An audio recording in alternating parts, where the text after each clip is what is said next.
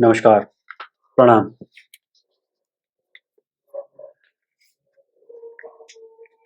Backwoodsman.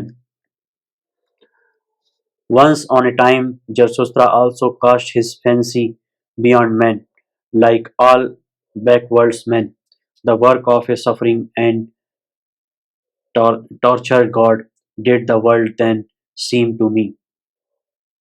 The dic- dream and diction of a God did the world then seem to me, colored vapors before the eyes of a divinity dissatisfied one. Good and evil, and joy and woe, and I and thou, colored vapors, did they seem to me before creative eyes. The the the created wished to look away from himself, thereupon he created the world. Intoxicating joy is it for the sufferer to look away from his suffering and forget himself? Intoxicating joy and self forgetting did the world once seem to me. This world, the eternally imperfect and eternal contradictions, image an imperfect image and intoxicating joy to its imperfect creator. Did this the world once seem to me?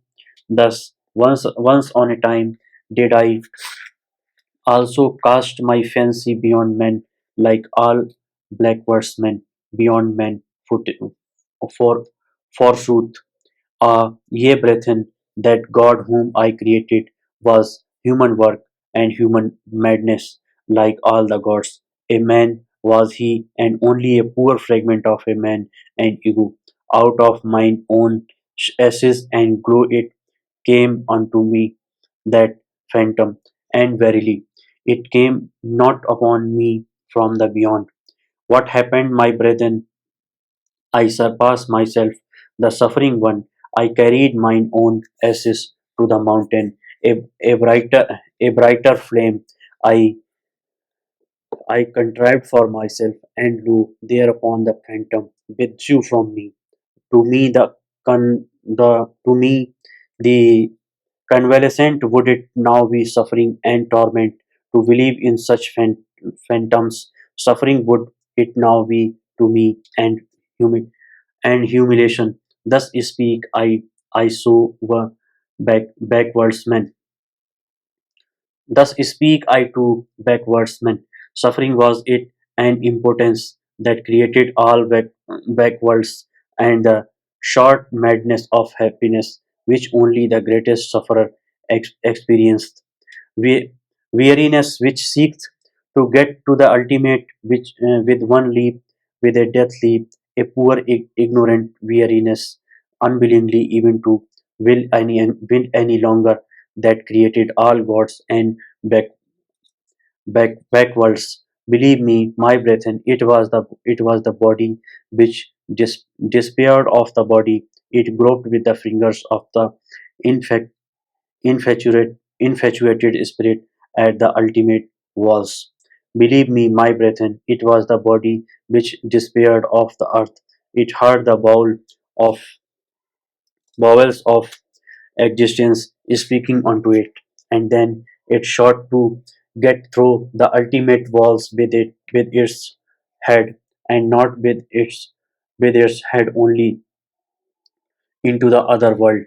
But that other world is well concealed from men, that dehumanized inhuman world, which is a celestial knot, and the bowels of existence do not speak unto men except as men. Verily, it is difficult to prove all being and hard to make it speak. Tell me, ye brethren, is not the strongest of all things best proved? Yea, this ego, with its contradiction and perplexity, speaketh most uprightly of its being.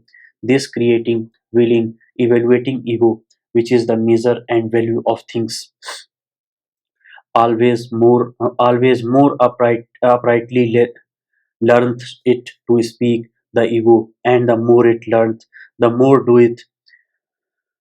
Doth it find titles and honors for the body and the earth? A new pride taught me mine ego, and that teach I unto men, no longer to thrust one's head into the sand of celestial things, but to carry it freely, a, ter- a, terrestrial head which gives meaning to the earth. A new will teach I unto men to choose what path which man hath followed blindly, and to approve of it, and no longer to slink aside from it like the sick and perishing. The sick and perishing, it was they who despised the body and the earth, and invented the heavenly world and the redeeming blood drops. But even those sweets and sweet poisons they borrowed from the body and the earth. From their misery they sought escape, and the stars were too remote for them. Then they cited, oh, that there were heavenly paths by which to steal into another existence and into happiness. Then they uh, contrived for themselves there by paths and bloody droughts beyond the sphere of their body and this earth. They now fancied themselves transported, these ungrateful ones, what did they owe the convulsion and rapture of their transport to their body and this earth. Gentle is Zarathustra to the sickly. Verily, he is not indignant at their at their modes of consolation and ingratitude. May they become con- con- convalescent and overcomers and create higher bodies for themselves. Neither is Zarathustra in indignant at the convalescent who looked tenderly on his delusion, and at midnight stealeth round the grave uh, of his God. But sickness and the sick frame remain even in his tears. Many sickly ones have there always been among those who muse and languish for God violently. They hate the discerning one and the latest of virtues, which is uprightness. Backward they always gaze towards dark ages. Then indeed were delusion and faith something different. Raving of the reason was like likeness to God, and doubt was sin. Too well do I know those godlike ones. They insist on being believed in, and that doubt is sin. Too well also do I know what they themselves most believe in. Verily, not in vague words and redeeming blood drops, but in the body too they also believe most, and their own body is for them the thing in itself. But it is a sickly thing to them, and gladly would they get out of their skin. Therefore, heart here can they to the preachers of death, and themselves preach backwards. Ha- Hearken rather, my brethren, to the voice of the healthy body. It is a more upright and pure voice.